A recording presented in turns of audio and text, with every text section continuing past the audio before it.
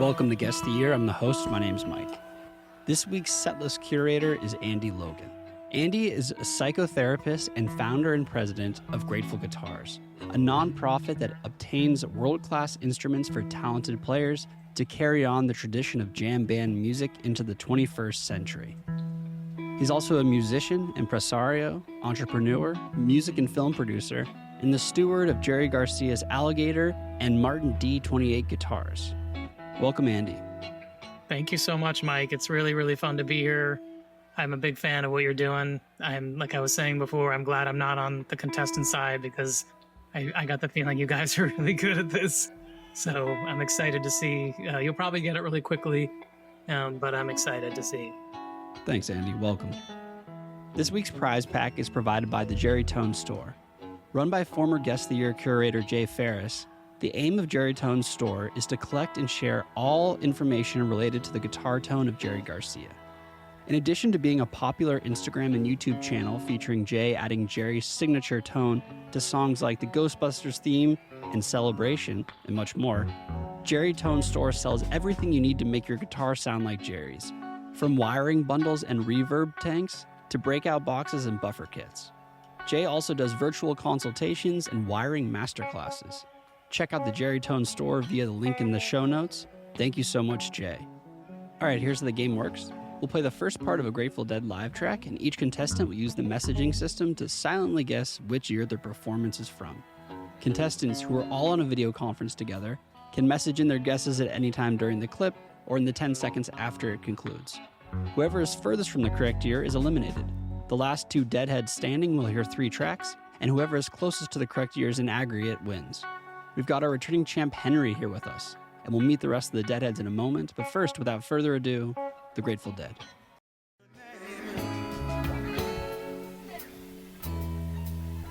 Breath is starting to come, oh, it surely looks like rain.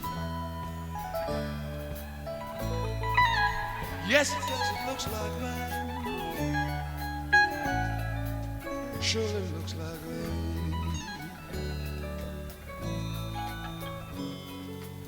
Guess I better start to come, 'cause it surely looks like rain.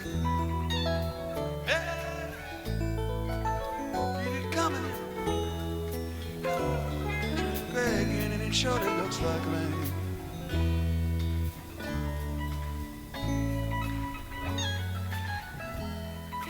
It's like living in Oregon. Same old thing every day, here it come again. Turning gray and it looks like rain.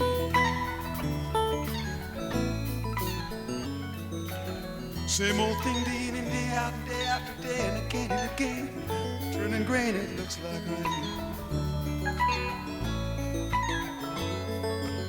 Feel it coming out. Feel it coming, here it coming, here comes the rain.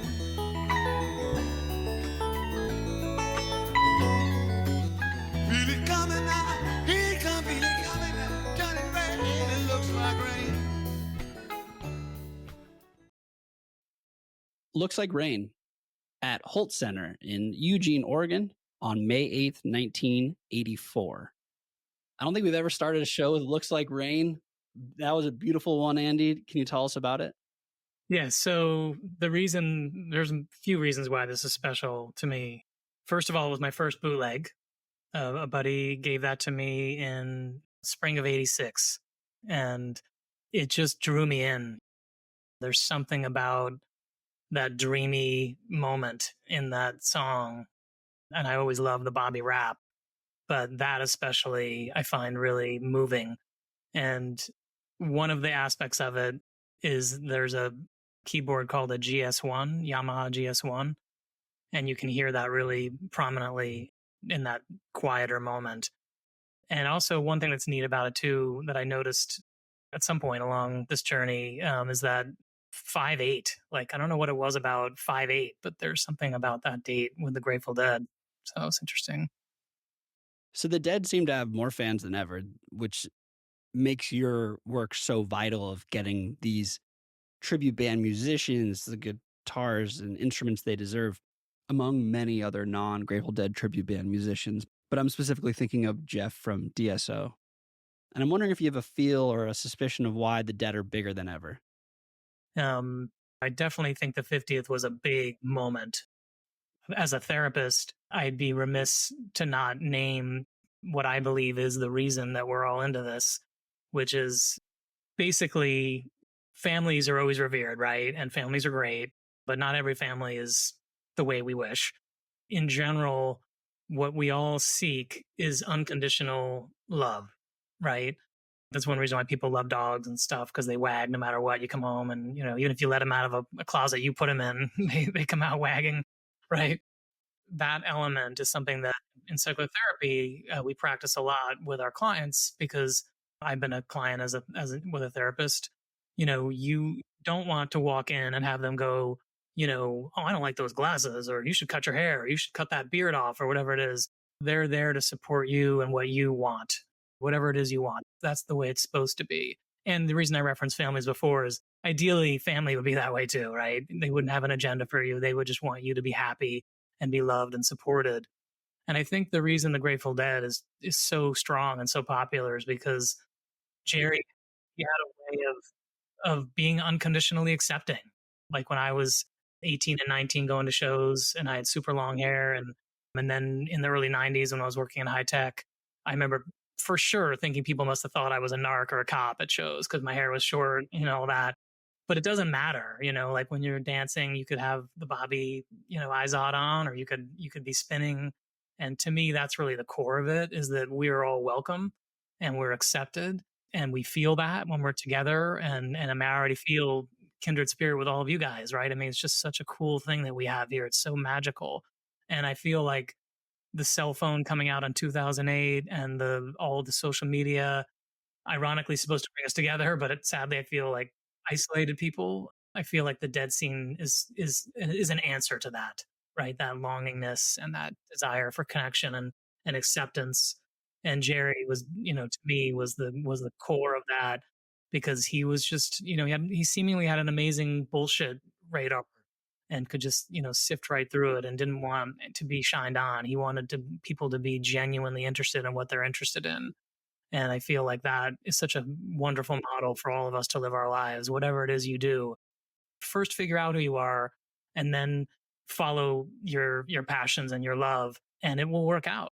It's amazing how many times you see that, right? You see someone who took an alternate path, right? And they'll say to everybody, "Oh, my parents thought I was crazy to do this." And then there they are, like, doing super well with whatever that is. It doesn't have to mean financially either, just they're rich in every way and you feel that. I think a lot of us are lucky enough to have a defined passion or love, interest. And I'm wondering what you tell people who, whether they're clients or friends or family, who are searching for that but have yet to find it. Yeah, so it's a great question. Thankfully, most people I talk to or work with have a pretty good handle on that.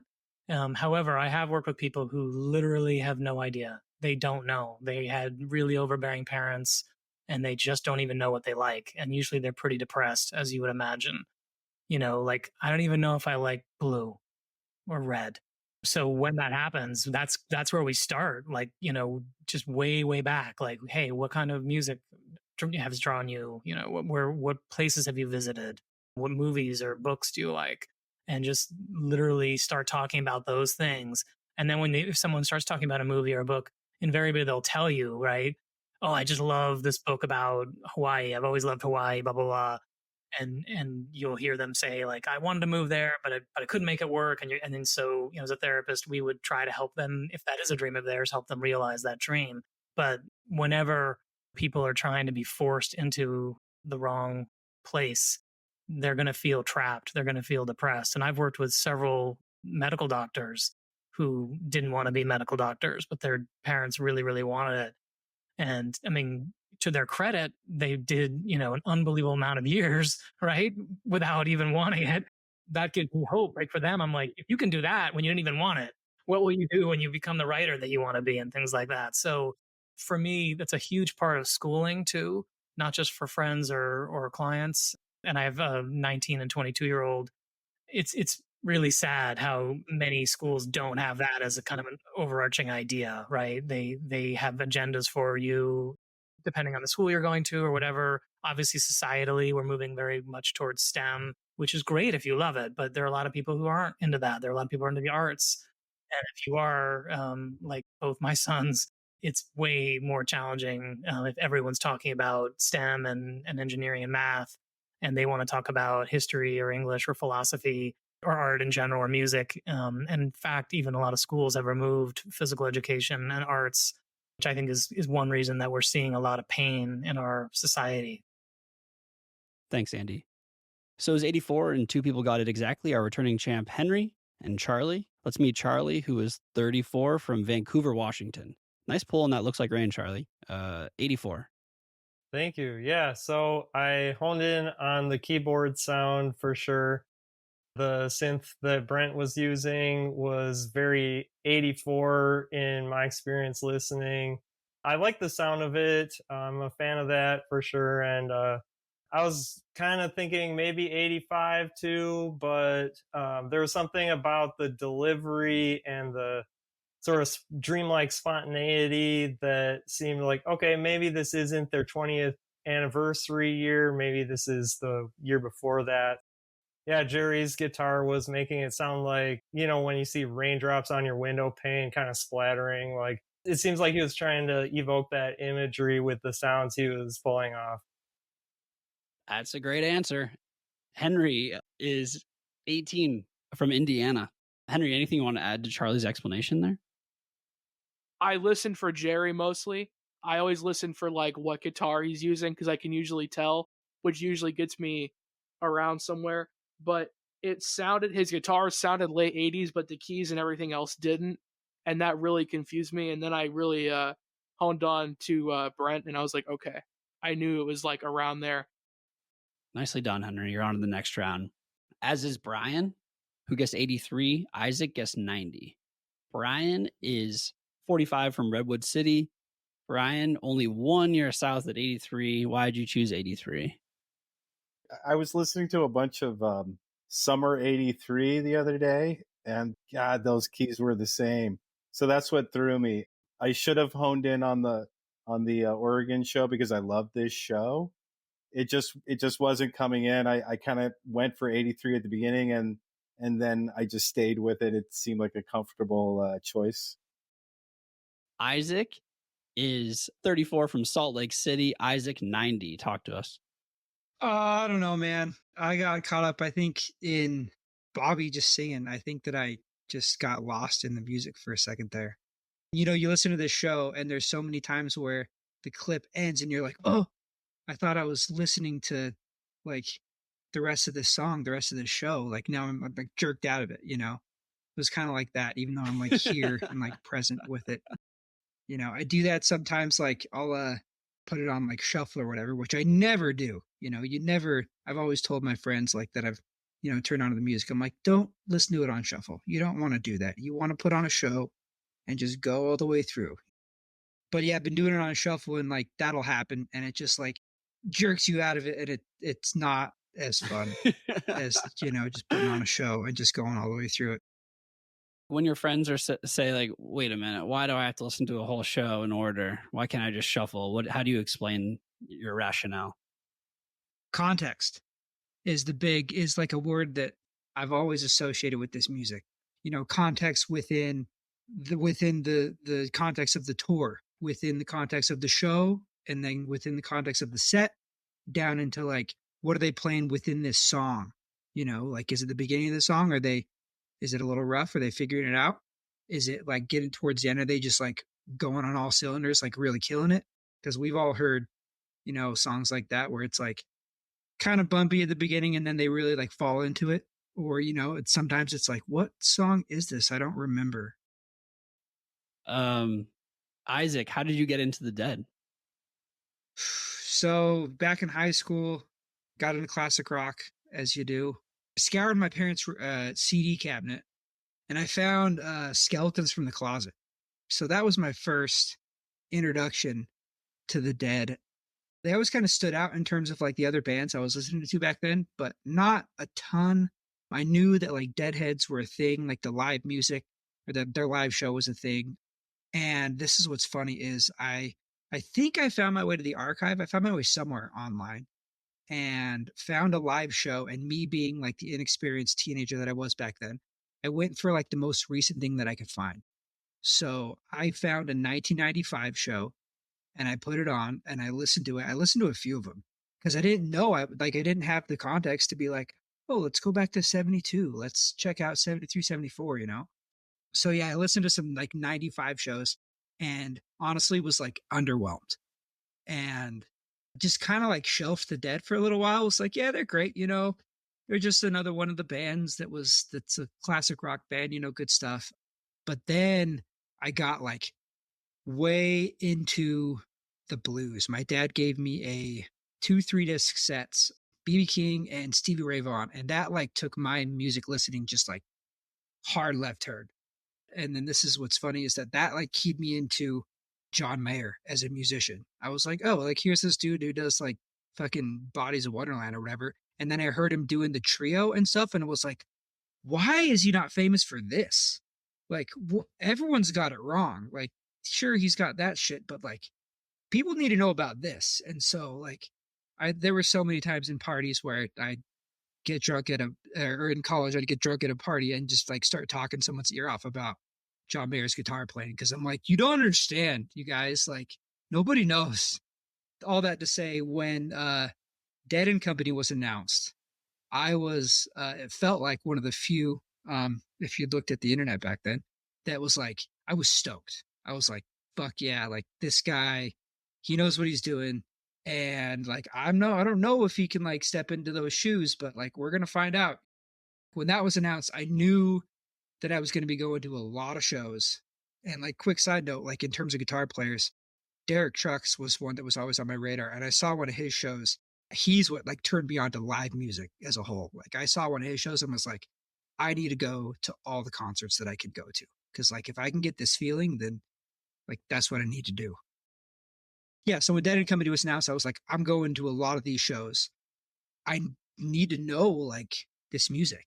And I was in school for engineering at the time. So I was spending a lot of time in the computer lab and I logged some hours on the archive. I would just go and sit there and do homework and like pound through like 2 or 3 shows a day. And I remember just being like, holy shit, what have I been missing? When people ask, like, how do you listen to, like, doesn't he ever get old? And I'm like, no, because it's like 100 bands in one, you know? Beautifully put. Isaac, such a pleasure chatting. Thanks so much for coming on Guest of the Year. Thanks for having me. Good pull, you guys, and good luck. Brian, Henry, and Charlie are on in the next round. Let's hear Andy's next pick.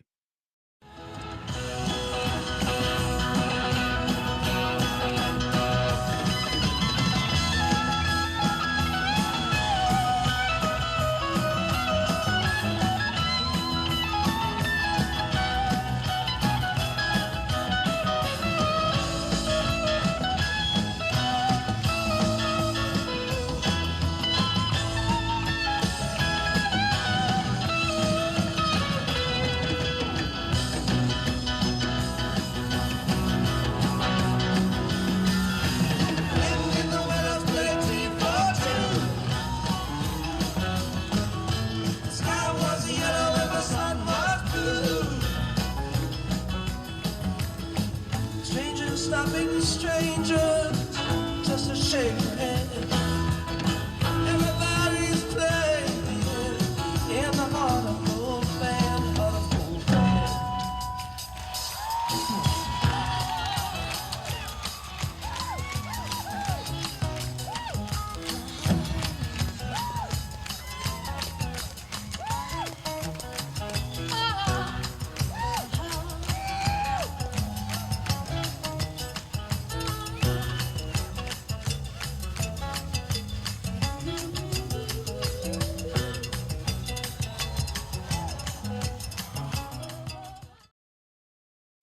The guesses are in. It was Scarlet Begonias at Market Square Arena in Indianapolis on February 3rd, 1979. The taper for that is unknown, but it was transferred by Scott Clugston. Always love a 79, Andy. Tell us about that Scarlet. This was a special bootleg to me. I just fallen in love with my wife and, now wife, then girlfriend. We went to St. Lawrence University in upstate New York together. And I was down in Florida in the Keys visiting my grandmother, and I had a Walkman, and this thing was on just constantly. I would go out running and listen to that. It was a unique show, because I really wasn't familiar with early 79 at the time. And so we've got Donna, right? But for sure, the part that grabbed me was where if you listen to the whole thing, the Scarlet Jam is quite nice before that moment. But then Jerry it's almost like he's sitting back and he's done some things. And then he's like, okay, rolls up his sleeves. I'm going to show you something here, and he just comes ripping in. And that to me is just really a special Scarlet Fire. Well, all these guys guess 78. So everyone's on to the next round. Yeah, Henry, 78. Tell us about that one. I don't know. It didn't feel 77, but it also didn't feel 80. I could tell that Jerry didn't have Tiger yet. I could tell it was the Travis Bean. Nice. Charlie, you also guessed 78. You're also on to the next round with everyone. Why 78? I thought I heard the modified Wolf guitar, and I don't know, there's something about the way the band was jamming really in sync and really loudly. It definitely had that sort of unbridled energy that comes with 78. It also sounded like when they came back in on the vocals, there was some sort of inflection, wow, that was amazing. Look what we just did. I don't know. It was almost like, when they come back from a jam and they're singing, there's almost that giddiness in the voice that you can hear. Definitely felt like, wow, yeah, we're aware that was crazy. What did we just do? Kind of singing. Brian, 78. Yeah, what everybody said. It's really the Wolf sound. I was picking up on that. I sensed it was that guitar. I sensed it was the punchy Keith keys. There's sort of a double-edged sword there for that time period for Keith, because he wasn't playing the melodic kind of classical lines that you'd hear early on, like in 72, 73, where he could just, he was just really playing around Jerry. And then really kind of the later years, there was this sense that he was checking out. Sometimes he would show that in the staccato repetition, but other times he had fun with it, because there was sort of this sense of simplistic jams, which is the 77, 78 on the radio. People were just, disco was like a simplistic, stomp, and so it's hard to always tell, is he checking out or is he just getting into contemporary music? But probably a little bit of both, right? And I just got it wrong. I was thinking December, but hey, No, in the guess the universe, 78 is the correct guess there. Okay, here's Andy's next pick.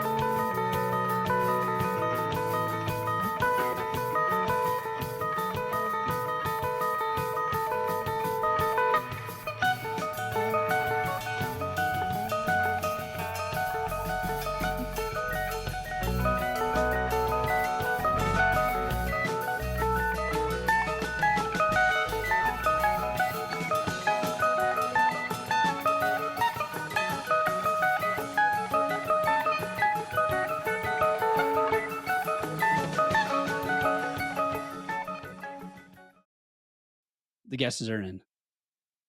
It was Scarlet Begonias at the Scope in Norfolk, Virginia on April 3rd, 1982. Andy, back-to-back Scarlets. Tell us about that one. So this came from a buddy who was my brother who went to Middlebury, college roommate, Philip Connor, who was known as Zach, which was a funny story because he changed his name to Zach when he got to college, and his parents kept calling him, "Is Philip there?" And no one was like, "No, there's no Philip here." It's actually Zach. Anyway, but Zach turned my brother on, and then he turned me on to this. And there are a lot of amazing transitions between Scarlet and Fire. This one blows me away. Partly because it's an 82, like Cornell is perfection between Scarlet and Fire, but this has something, I don't even know what was going on that night, but it almost sounds like there's a violin going on or something. You know, it's crazy. Just please go listen to that whole transition, because I wish we could do the whole show, right? But for sure, just the transition between Scarlet and Fire, I mean, it is really, really exciting, and I just was blown away when I heard it, and there was nothing like it, which is what's so cool about this music. You know, I was talking to someone earlier today about what I was doing and a song that I picked, and he said, "Oh, well, you know what the best one of that is," and I had never heard it. I guess at some point I should probably decide I better listen to every show, right? You know what I mean? Like as I age, like, oh, wait a minute, there's a bunch I haven't heard. And you can hear Jerry talking to Bobby right as it gets really weird, where there's that kind of violin-y kind of sound. And to me, that's something that is hard to capture with the tribute scene today. But Jerry, he was not in a rush, you know, and I feel like I love Scarlet Fire. It's got a ska thing, you know, and one of my favorites is watching videos of Jerry, whatever year, where he's just smiling and they're just hanging in the space. And some of the, you know, 77s, you'll hear a whole bunch of lead play. Like from when my kids were little, like, what song is this? Like, this is Fire, but you haven't heard a word yet because they're just doing this, you know, and they just hung out, you know. And to me, that's what's going on in this moment is they're just fully putting up some lawn chairs. They're not in any hurry, and I fucking love that. A massive component of all of jamming, but especially transitions, is active listening. And I'm wondering if there's any crossover between your active listening as a therapist and the active listening these guys were doing on stage. I mean, for sure, as therapists, you get it drilled into you about listening, and part of why you get strong at it is you're listening for what is said, and you're also listening for what's not said, and you're listening with affect and the body language. So I'm sure you guys have had this happen where someone's mad at you and they're smiling, and you're like, "What the fuck is going on right now? Like, why are you smiling? Like, what is happening?" Or they say, so you talk to someone, you know, maybe you don't know very well, and they tell you something really sad, and their affect is different, or you know what I'm saying, like or they don't say something that you would say, right? That would be kind of what you would think is normal to say, right? And you think, gosh, that's so weird. They didn't say this thing that I would have thought they would have said, like, "I'm so sorry your grandfather died," or whatever, you know, and you just told them that. And so you get trained to listen on 3 levels. And I think that certainly helps, you know, in all aspects of life. But yeah, as far as music, to me, it really goes back to what I was saying before about taking a vacation from yourself, you know, and there is no me, you know what I mean, when I'm listening. It's just what I'm hearing. And that is what's medicinal about it, right? I mean, it's not like it's not hard to do. It's just lovely. It feels so good to just let go and just listen and have a little vacation from your ego, yourself. And that's why the Dead are so amazing, right? I mean, how many bands do we see who are playing Dead music who are not listening to each other? And you're kind of like, yeah, this is, I mean, I hear Touch of Grey or whatever, but it's not the same, right? And maybe you then see a band who maybe isn't as technically skilled, but they're so good chemistry wise. When you're at those shows, you're like, wow, these guys really get this. Yeah, it's the best. Brian got it exactly 82. In a sense, you knew the show, Brian. Did you know the show, and how did you discern it? Yes, and the night before 4-2. So the great thing about that time period is they are just on fire. Seriously. And I don't know why there's like a box set from 82. And the cool thing is Brent's jumping back on a piano for a lot of shows. I mean, he was pretty much the entire summer 72. He's on, 82, he's on piano. And that's rare. But there's an element of the music that they were playing that needed that piano. They, especially during the space sequences, so many spontaneous jams. The cool thing about this Scarlet Fire is that they're slowing down into this like repetitive thing that sounds like a real beautiful like dream opening up at one point that is like the 69 Dark Star right before they hit Fire on the Mountain. So yes, like Andy said, go and listen to this show. Very impressive, Brian. You are on to the finals, and Henry is on to the finals as well. He guessed 81. Charlie guessed 90. Henry, tell us about 81. I could tell it was 80s, and it was definitely, I felt like it was definitely on the rawer side. And I felt like I heard Tiger. It wasn't like super clean. I feel like specifically with Jerry, it didn't get super clean until the later 80s. Brent really threw me off because I'm used to like those other synths he's using, and that was just sounded like just a regular B3 almost. It sounded way different than what I usually hear in like early mid 80s. You are on to defend your title. Charlie, 90. Yeah, so I obviously I was off by a lot. I could tell it was Brent's organ, the B3, so I knew it was somewhere in the Brent era. I guess I got lost in the wonder of it and missed something along the way. I think you could be forgiven for getting lost in the wonder of that one. Charlie, how'd you get into the Dead? Yeah, so I was a teenager, and I was before them I was into Pink Floyd, Led Zeppelin, and I always wanted to find like more of an American band that was doing similar things experimentally, jammingly. So when I heard some initial Grateful Dead songs from that Skeletons in the Closet CD, or from the Closet, that kind of tipped me off to like, okay, so these guys have quite a range. They're offering a variety. And I did some searching about like, who were they, because that's the other thing is I couldn't really get into a band unless I could identify with who was playing in it. And so when I found out that Phil Lesh played trumpet, that sort of resonated with me because I played trombone before I played guitar. And so like having had that classical and jazz background really, and Dixieland as well, kind of that in between, the polyphony, the improvising of Dixieland. Yeah, I definitely felt like, okay, yeah, I could really dig into these guys and kind of check out their canon, their body of work. Yeah, it was really rewarding for sure. I found the Dead Pod, Professor John Henriksen. Shout out to him because, yeah, I was really looking for like a way to find out about, okay, what was it like to be at these shows? He always gives a good rundown of like what was, what day of the week it was, say, because that would tell you what time of day they would be playing in the afternoon on Sundays or later in the evening on a Friday, say. And yeah, just kind of made it possible to put myself there. I always felt like I wished that I had been alive in those days to see them or see bands like them from Haight-Ashbury. Anyway, I got into their music, and I saw Bill at with his Seven Walkers. They had a tuba player for the bass instrument, and that was really cool. A sousaphone like wraparound tuba thing. Yeah, it was just incredible. Like they were playing insane, funky, like swampy sounds, and just really grooving. And everybody out there in the oak trees woods was just like having a big time during the day. And yeah, so that was really cool to see him. Then I've seen Mickey and Bob.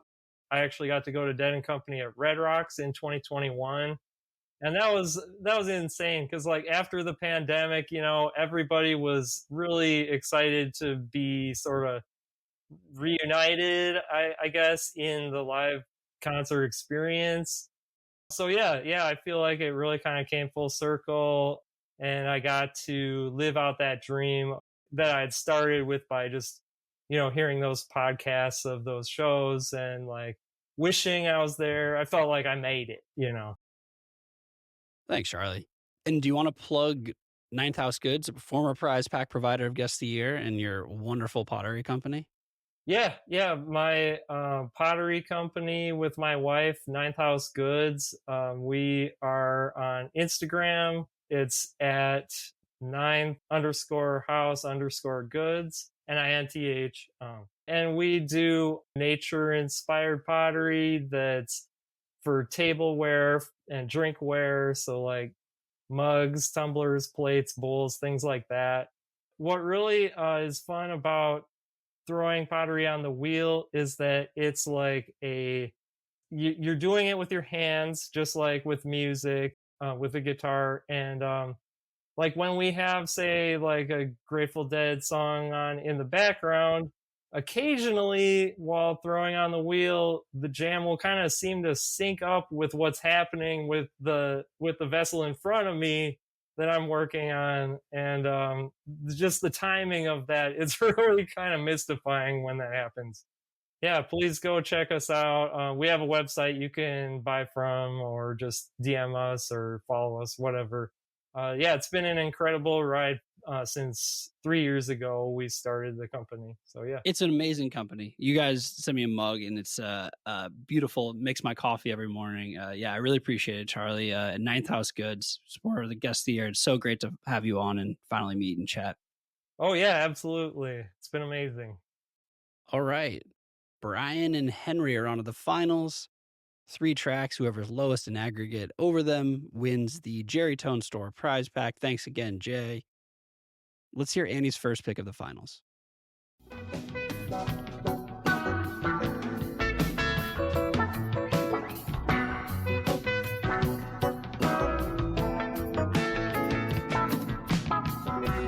Almost a flame, still you don't feel the heat. Takes all you got just to stay on the beat. And we all gotta eat. But you're here alone, there's no one to compete. The bird season business, I wish it for you. More than just ashes when your dreams come true. Oh, fire, fire on the mountain. Fire, fire on the mountain. Fire, fire on the mountain. Fire, fire, fire on the mountain.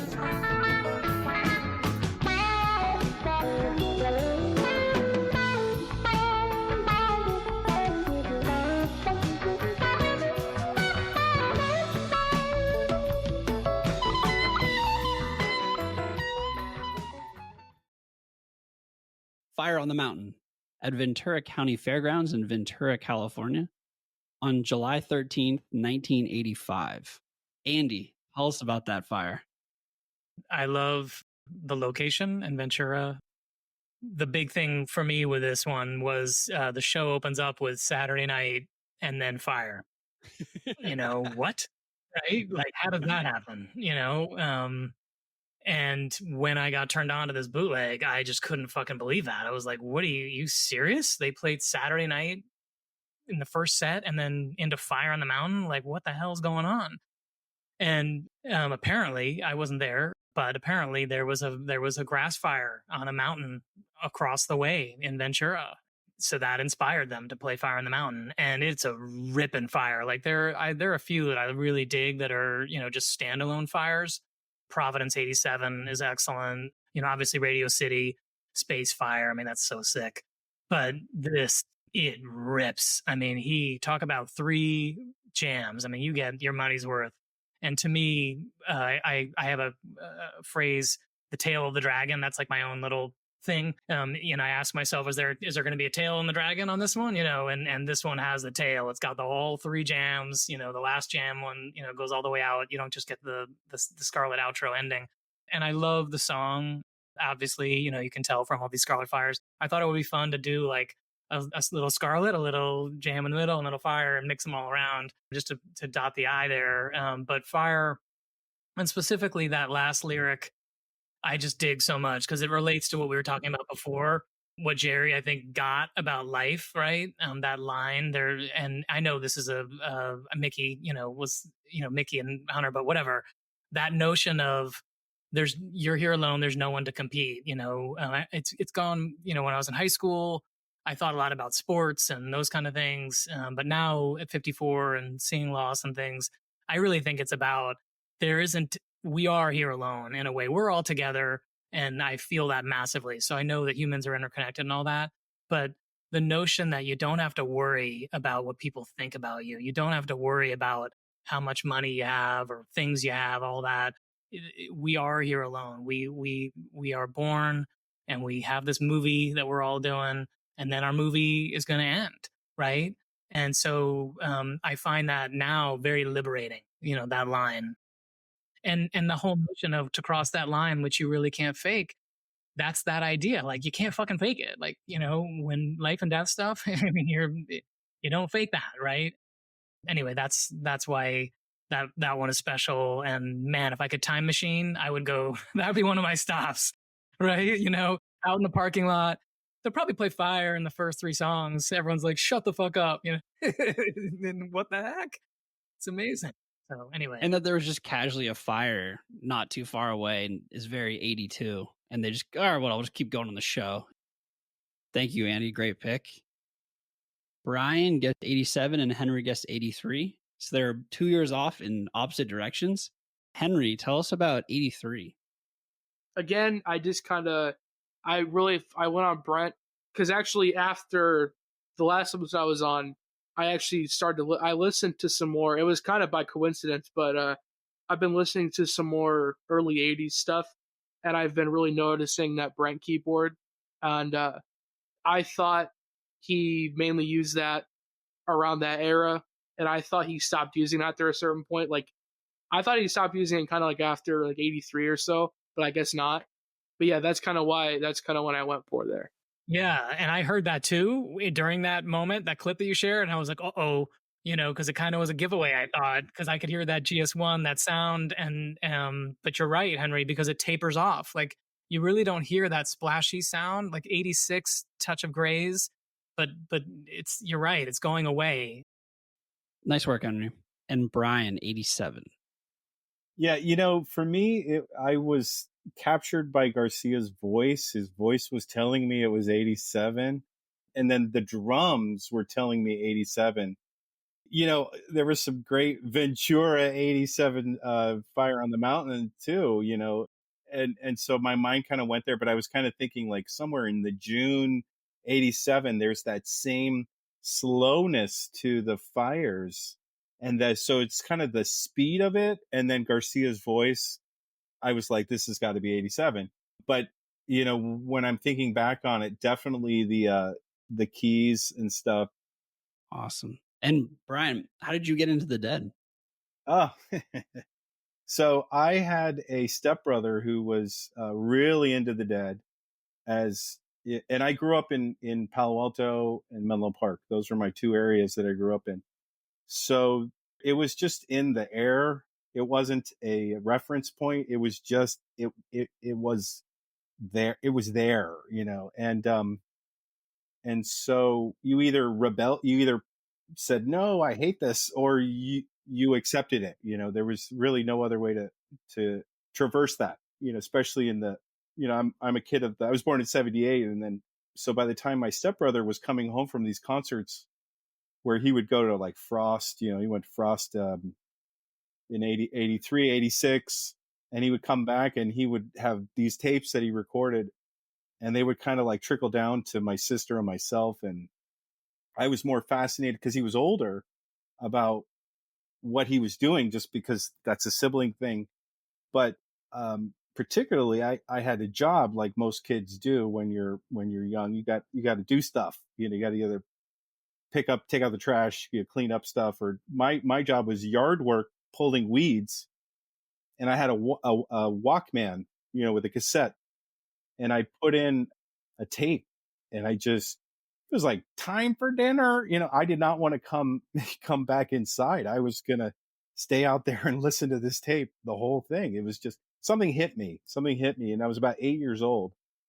And they were going and they were going and they were going and something was happening. It wasn't like a song. Like, I understood songs like, oh, Led Zeppelin's Stairway to Heaven is really long, but this was, it hit me. And I didn't know why. I didn't understand. I was a kid, but I knew I wanted to get more. So then I just bugged him until he threw me down albums, and he kind of took me under his wing in that regard and just provided music. And then my parents saw that I was really getting something out of it, my mom, and so she organized a concert night for my aunt, my uncle, my cousin, my sister, myself, and her husband, and we all went to Shoreline in June 21st, 1989. And we were on the lawn. And so it's like suddenly like this stuff I had on my headphones was like, what, right in front of me, that energy. And it just, then it sort of formed part of my DNA latched onto those, whatever was going in and didn't let them go. And so that was it. So really 8 years old. And it's just some of these images of us all dancing on the lawn, and we shed our who we were. There wasn't a separation between adult and child. I mean, they were my parents, they were my aunts and uncle, but there was this human thing. Once again, I was understanding it at an 11-year-old brain wave, but I understood it. And so that became real to me, that here's an experience. Everybody's shedding their roles and they're feeling it and they're feeling it and they're experiencing it.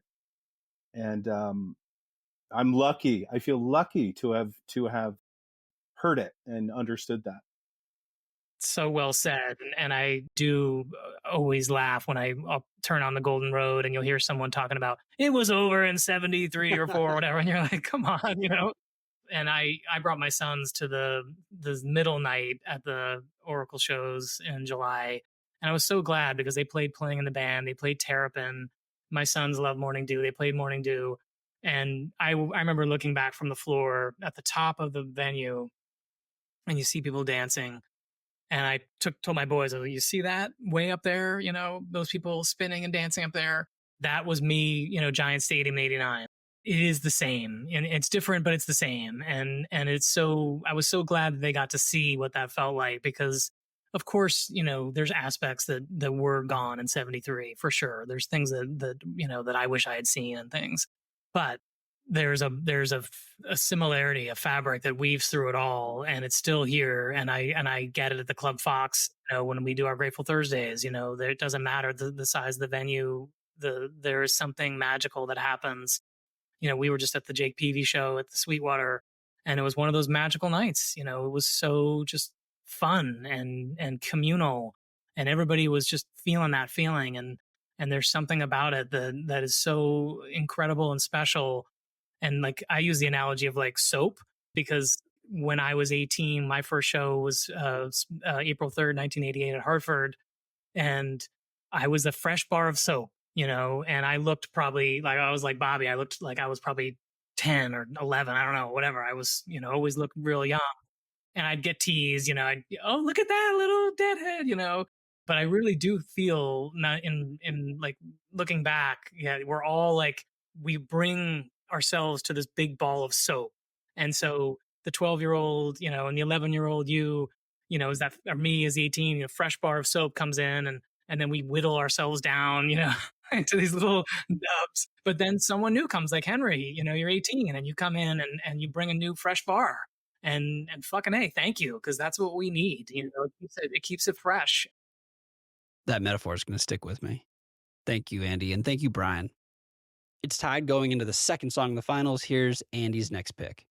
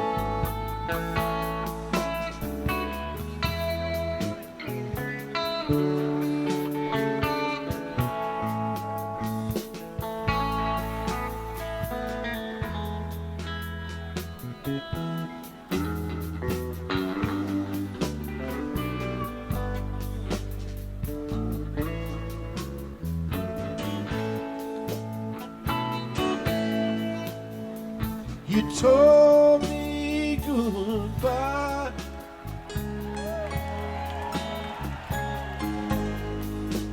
How was I to know?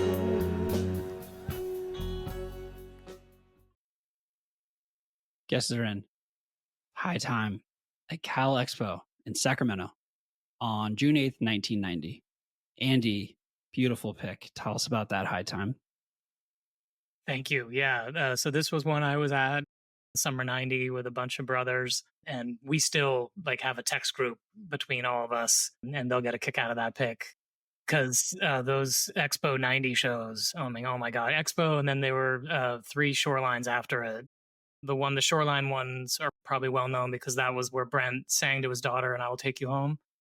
But I've asked Lemieux to do like a box set of the Expo and the 90 because I feel like, oh wow. I mean, you know, everyone talks about Spring 90 and I was fortunate to see the Cops Coliseum, but those Expo and Shorelines were just off the hook. I mean, please go back and check them out. They're so good, so strong. And High Time, it's like a time machine. You know what I mean? Like I listen to that. If I were in your guys' shoes, I'd be like, oh God, I know it's got some like 80s drippy vibes, you know? And so 90 wouldn't have guessed 90. There's a little bit of obviously there's some Rosebud going on. So, but still there's just something about that song, the soulfulness, the sadness, the sweetness, the reflective aspects.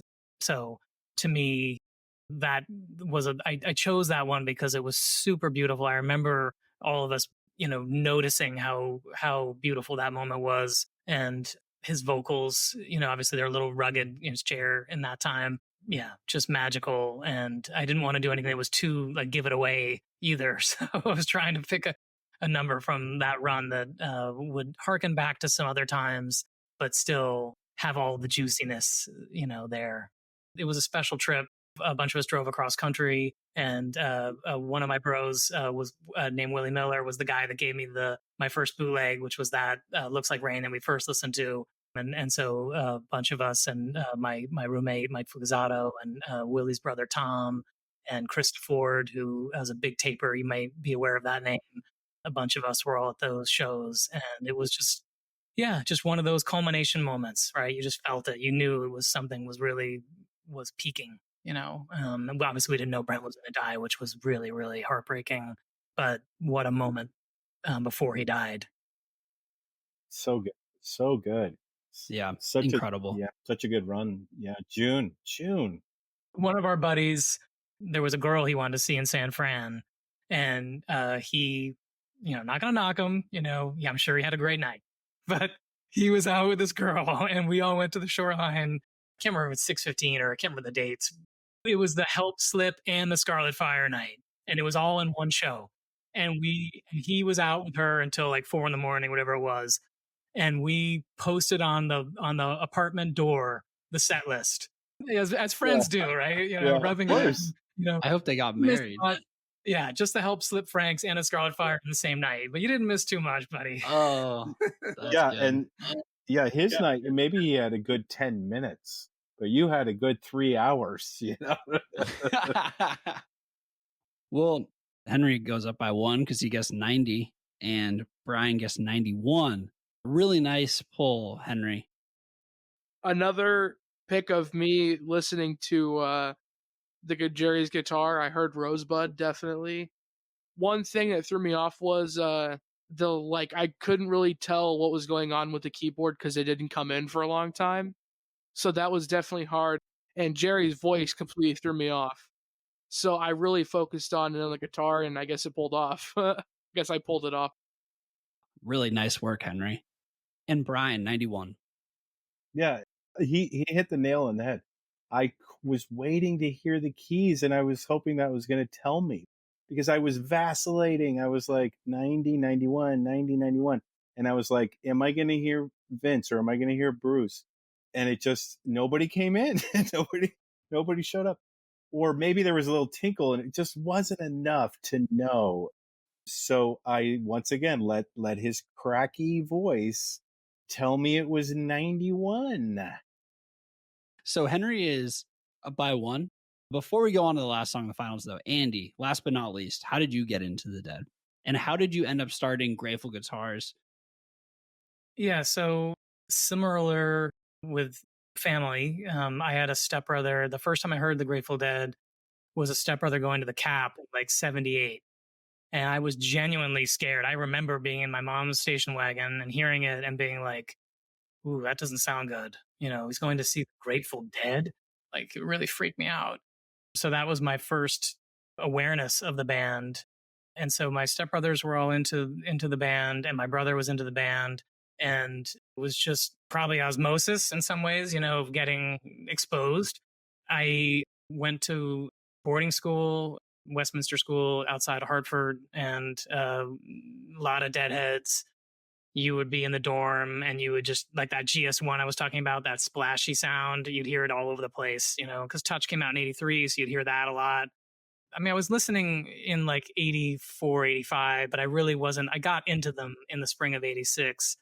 And I had a ticket. My bro Willie and Ashton, our buddy, lived up in Buffalo. And so I had a ticket for 7/4/86. But my mom wouldn't let me go. Well, we spent summers on Martha's Vineyard, and she was like, "You're not going." So I got a kibosh. Then I was listening more and getting into it more. My next opportunity was Worcester Centrum in '87 because I went to boarding school. It was a little harder to go see shows. Like I remember listening to Providence, you know, from over the radio. Like we would, you know, so it was harder to get away. We had Saturday classes. You had Sunday chapel. I mean, you literally lived there. Anyway, we all got to go. A lot of times Saturday you had sports, and then you got to be free. And if you had a pass, you got to leave. And so we all went to Worcester. Can't remember which the date was. If it's 4/6/87, I can't remember. But anyway, we all went to that show, and I didn't have a ticket. And the band was super popular. And because of getting there late with boarding school, myself and maybe half a dozen of us, we didn't get in. My buddy Willie and Dave Wilkins, a few of those guys scored and got to go in. It was a killer show. Had a Comes a Time. I never saw a Comes a Time. I was like, oh, you know. But we did drop acid and hung out at the mall, and they piped the show into the mall. So that was fun. But my first real show happened a year later. So that summer, the Dead played. I think the closest they came maybe was Philly Stadium show when I was on the Vineyard. But I don't mind saying I was a virgin still in '87, and I was determined to change that. So I was very much focused on it. And so I did get to go to see the band until that April 3rd, '88 show. And oddly, the school let us go on a Sunday night to go see that show. I have no idea why they let us go. We did have to come back and get interviewed by the deans. And I remember walking up the stairs to the dean's office, and on every stair was a little brown bag. And each person had like their milk and those little cereal boxes, right, that you'd pour in and have your munchies. You know, like after we got back to our dorm room, we all had our munchies. And so everyone had stashed them in the shadow of the staircase, so you couldn't see them on the way up, you know, because the light, you know, reflects down the staircase. They couldn't see all of our munchie bags, which would have tipped our hand. We were all totally baked. And it was a one chance school. If you were caught with any marijuana or any alcohol, you were kicked out. And it was terrible when that happened. It was like a death. It was horrible. And so, yeah, we obviously didn't want that to happen. And the deans, one of the first questions they asked was, "Oh, did you guys see any drugs?" And I was so trained on denial that I was like, "No," you know, and every other person said yes. So I was like, crap, they're going to find out. You're going to act. They're going to drug test me or something, you know. But they were amazingly somehow, I don't know why, they were chill. And they had to know that we were all high. I mean, I can't imagine how they wouldn't have. But, you know, we weren't like blatant about it. And anyway, we got away with it or whatever. But the next weekend, I got to see Worcester. And that was 4/9/88, which was a killer show. And my first show on acid, and didn't have to go back to the school. Got to go to a buddy's house in Mass, and, you know, stay up till whatever 5 a.m, and all the things that you do. So that was my first like on the bus in that way, but in a good way, because I had bad luck with those first two shows. I knew the Dead. I knew bootlegs. I knew what I was getting into. I knew right away all the songs I was hearing, and it made it, in that sense, a good way, I guess, because I didn't, like, I hit the ground running, if you will. emotionally though, it was very meaningful because my parents had divorced in 74 and remarriages in the family and a lot of hard stuff in that realm. But I found my home, my family in the Dead scene and never looked back. And so it was a marriage made in heaven for sure. And I feel so grateful for it and all the joy and the love and the connections. Tonight, this feels like an amazing, group hang, and that is the magic of this band, this music. And as far as Grateful Guitars, I was getting into, obviously went so down the rabbit hole, started playing guitar, started collecting guitars, and then as I was loaning out those instruments to bands because they wanted, all the bands are searching for the sound. I got to meet a lot of these players, and I got to meet a lot of the luthiers as I was doing the builds for myself. And it was really obviously quickly evident that they were so many players who deserved gear that they couldn't afford. And so I would order a guitar and I would order a second one, for like Stu or whatever, and get to blow their mind and then see them be inspired by a Travis Bean. Oh my God. And that guitar he was playing with Mayer at the Terrapin show, and just to see all that kind of come together, it felt really good.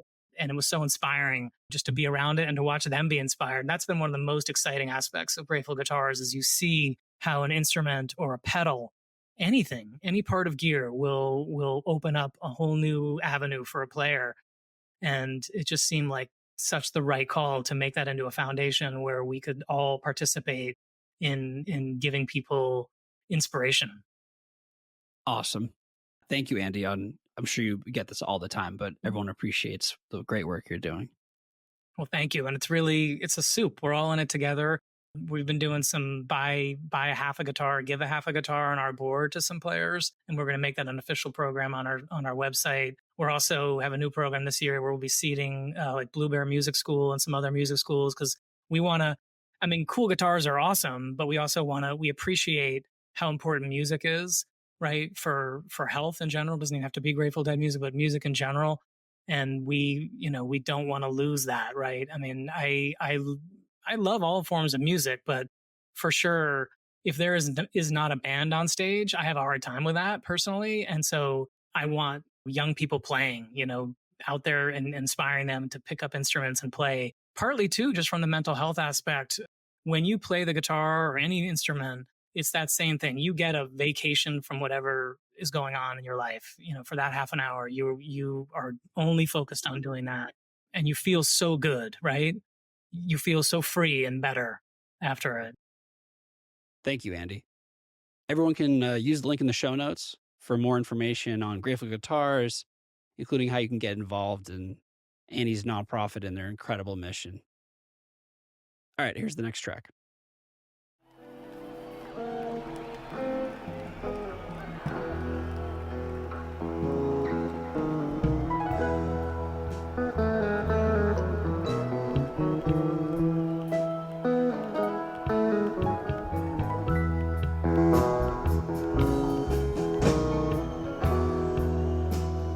All the years combined,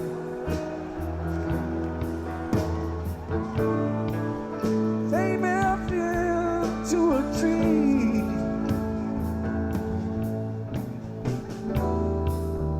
A broken angel sings from a guitar.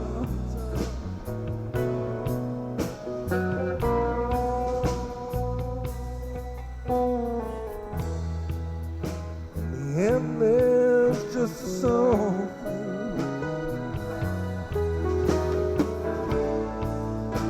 crying up the night to all the broken dreams. All right, it was Stella Blue at the Spectrum in Philly on September 11th, 1988. Andy. So again, sentimental for me. This was my first time camping at Dead shows. So I'm out of boarding school, and my buddy Willie Miller, who I mentioned before, hooked me up with my first bootleg. He and I both went to St. Lawrence together. Because we'd been in boarding school, we actually drove up to college together. We didn't our parents weren't around, which was fine by us. And that was early on at St. Lawrence. And it was like, okay, we're in college. What shows are we going to? We're not here to learn. Well, we're here to learn different things. And so a bunch of us caravan down to the Spectrum and camped out, and it was so fun. I mean, oh my God, to see a campground, a dead campground. It looks the same as they do today. The shakedown. I mean, obviously it's a little more, there's way more, things are more buttoned up or whatever, but the vibe is so similar. And it was just so fun to get a feeling of what it might be like to be in the 60s, in 1988. And I love that Stella Blue because, go back and listen to it again, because there's a wonderful echo that they have an effect going on his vocals. It just is super dreamy, and I love the notion of Stella Blue. There's nothing you can hold for very long. All the years combined, it's just that whole fabric thing, like all the themes we've been talking about tonight, right? I mean, it's a great song for what we've been talking about. It's so reflective, and it was just such a fun experience to be 18 and camping and nitrous and just all the fucking awesome shit you do at dead shows. A great pick to cap off your curation. Brian guessed 1991 and Henry guessed 89. So Henry wins. Congratulations, Henry. Wildly impressive. Tell us about 89. Well, the guitar. The guitar and the keyboard. That whole era to me is such a distinct tone. Like I could pick that kind of tone out anywhere. It's may not my favorite era, but like that tone is like peak Jerry to me. That whole tone is like what I associate Jerry with, I think. Congrats, Henry. Very well deserved. Jerry Tone Store prize pack coming your way. Brian, also incredible run. You guessed 91. Tell us. I thought I heard another set of keys. I really thought I heard another set of keys. That's it. This has been wonderful. Andy, Henry, Charlie, Isaac, and Mike, thank you so much for allowing me to be part of this. What a great idea you had, and this is beautiful. Keep doing it. Andy, you've gone down the rabbit hole and you came up into a beautiful garden. Just like Peter Rabbit, you're doing great work. Keep going. Henry, enjoy the ride, man. Enjoy the ride. Thanks, Brian. And thank you again, Andy, for the incredible set list and insights and stories. And again, obviously, everything you're doing for the community. We really appreciate it. Mike, thank you. This is such a wonderful idea. I thank you so much for having this show and keeping the spirit going in this way. It's such a creative and cool idea that you have. So thank you. Thanks, Andy. It's very kind. Yeah, it's a pleasure. It's revolves around the Grateful Dead music, but I do think it's a show about Deadheads. So it's a credit to all of you. And I really appreciate everyone. Thanks again to Andy for curating the set list. You can check out Grateful Guitars in the show notes. You can also check out everything Jerry Tone Store related. Thank you so much, Jay, for hooking Henry up. We really appreciate you. When I say we mean everyone. Thank you so much for listening. For all the show links, including our YouTube channel, go to guesttheyear.net. And if you want to be a contestant on the show, sponsor the show, or make comments and ask questions, email us at info@guesttheyear.net. Shout out to Dylan for drawing the show poster, and James and Jack for helping out behind the scenes. Thank you so much for listening. Thanks to the amazing tapers whose recordings made this show possible. Congratulations to Henry on the repeat win here on Guest of the Year. And to other contestants, thanks for playing. And remember, it's all one song anyway. And I bid you good night. Good night. Good night. And I bid you good night. Good night. Good night.